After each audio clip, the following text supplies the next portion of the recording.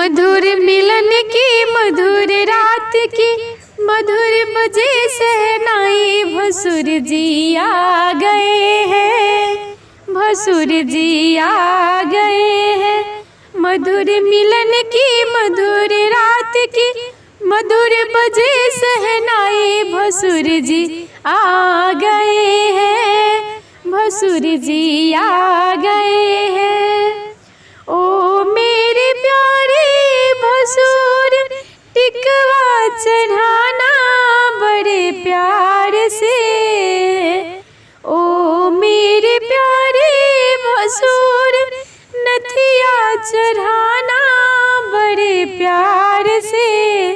नहीं तो मेरे पापा जी की होगी बड़ी बदनामी। भसुर जी आ गए हैं, भसुर जी आ गए हैं। मधुर मिलन की मधुर रात की मधुर बजे शहनाई भसुर जी आ गए हैं, भसुर जी आ गए हैं।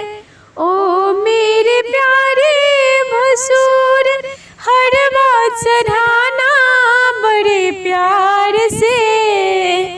ओ मेरे प्यारे भसुर झुमका चढ़ाना बड़े प्यार से। नहीं तो मेरे चाचा जी की होगी बड़ी बदनामी। भसुर जी आ गए हैं, भसुर जी आ गए हैं। मधुर मिलन की मधुर रात की मधुर बजे शहनाई भसुर जी आ गए हैं, भसुर जी आ गए हैं। ओ मेरे प्यारे भसुर लहंगा चढ़ाना बड़े प्यार से। ओ मेरे प्यारे भसुर अंगूठी चढ़ाना बड़े प्यार से। नहीं तो मेरे भैया जी की होगी बड़ी बदनामी। भसुर जी आ गए हैं, भसुर जी आ गए हैं।